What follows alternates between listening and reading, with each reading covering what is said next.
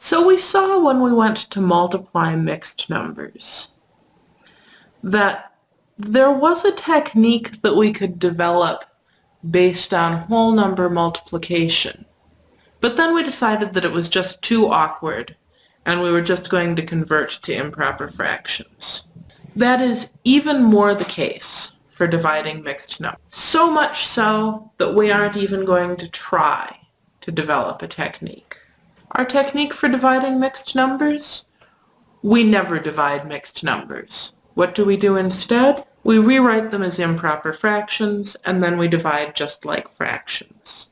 So if, for example, we want to divide 7 4/5 by 4 1/3, our first step is to rewrite 7 4/5 as an improper fraction and 4 1/3 as an improper fraction. 7 4/5, well, every whole thing is 5/5. So 7 whole things is 7 times 5/5, plus 4 extra fifths that we had. We'll have 7 times 5 is 35, and then 35 plus 4 is 39/5. 7 4/5 is 39/5. Every whole thing is 3/3, so 4 whole things will be 4 times 3/3, plus the 1/3 that we started with. 4 times 3 is 12. 12 plus 1 is 13. So 4 1/3 is 13/3. Our original division problem then becomes 39/5 divided by 13/3. Rewriting that as multiplication, we have 39/5 times 3/13. Multiplying, we'll get 39 times 3 over 5 times 13. Gosh, I'd like these to have a common factor. 5 doesn't have any hope, but maybe 13 goes into 39. Oh, 13 times 3, I think. 3 times 3 is 9, 3 times 1 is 3. 13 times 3 gives me 39. How did I get that?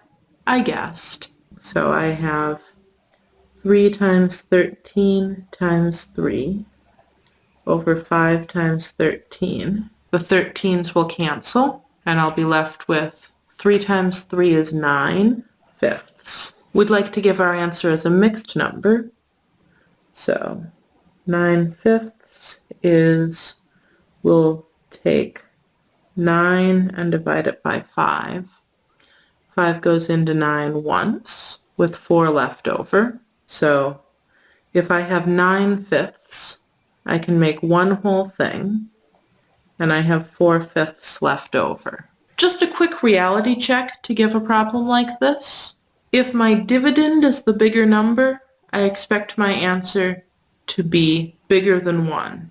If my dividend is the smaller number, I expect an answer smaller than 1. And both of those make perfect sense, right? If the number of things I have is more than the number of things in each group, I expect to get more than one group. If the number of things I have is less than the number of things in each group, then I don't expect to get one whole group. I expect to get less than a whole group. I'm going to give you a problem like this to try. Divide 1 2/3 by 8 3/4. Pause the video and try this now.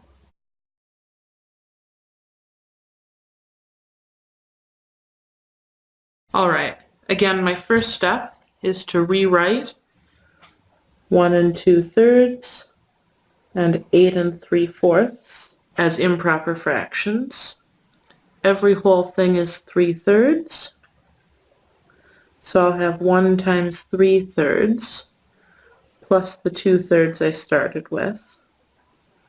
1 times 3 is 3 plus 2 is 5.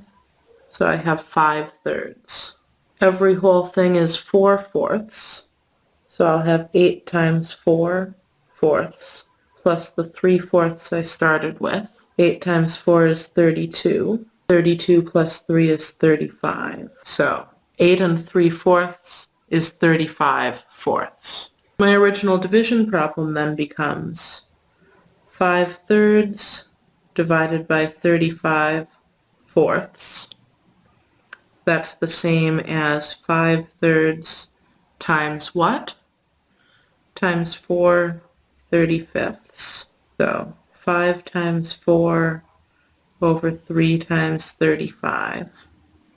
I notice a common factor of 5. 5 times 4 over 3 times 35 is 7 times 5. Cancel the common 5, and now I see no common factors remain, since neither 3 nor 7 goes into 4. And I'll get 4 over 3 times 7. That is 4/21. Can't make that a mixed number since it's a proper fraction. Since 8 3/4 is bigger than 1 2/3, I expected to get a proper fraction for my answer.